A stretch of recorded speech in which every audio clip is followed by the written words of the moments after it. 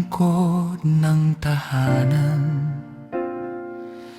ngunit buhay pa rin ang pangako. Inutusan siyang maglakbay muli, hanapin ang para kay Isaac. Hindi sa lupa ang dayuhan, kundi sa lahing itinuro mo.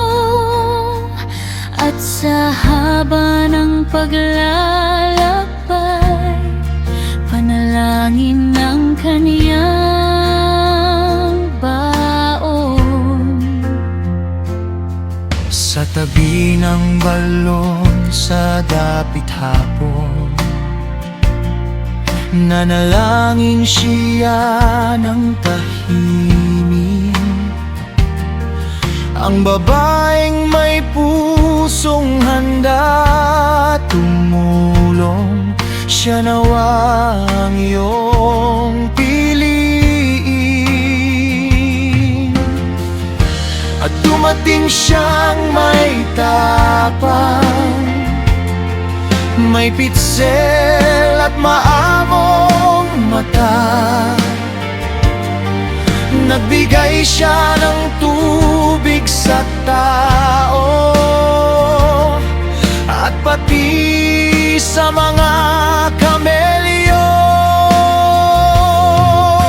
Kapag ikaw ang gumagabay, nagiging tama ang tiyempo.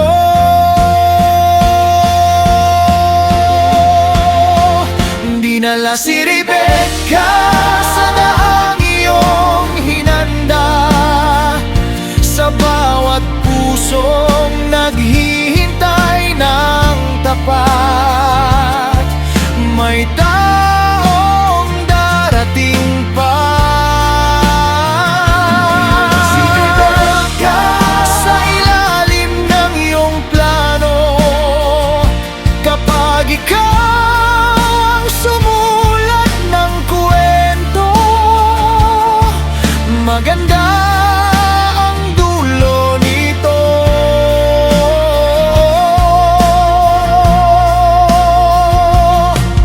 Sa bukid ay tahimik si Isaac, nag-iisip sa dapit hapon. At nang itaas niyang mata, may dumarating na biyaya. Tinakpan niya ang kanyang mukha at lumapit sa bagong yugto. Sa gitna ng lumang pagdadalamhati, may pag-ibig kang ibinigay. Kapag may nawala noon, may bago kang ibinibigay.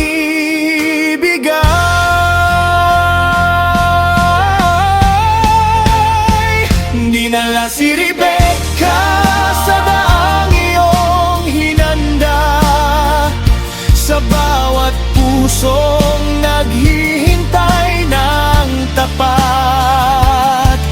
May taong darating pa.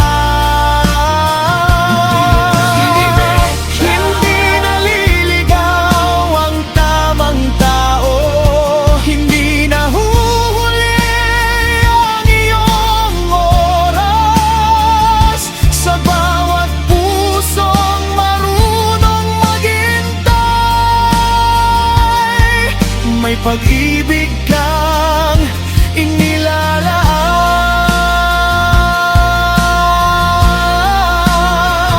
Dinala si Rebecca at dumating ang pag-ibig, sa bawat kwentong nagtiwala sa'yo.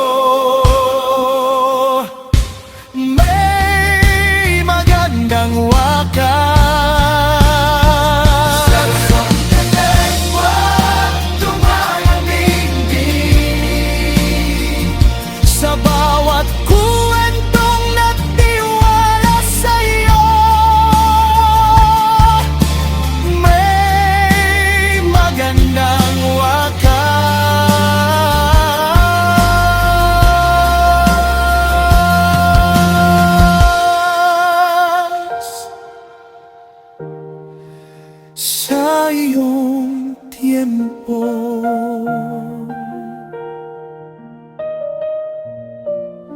Dumarating din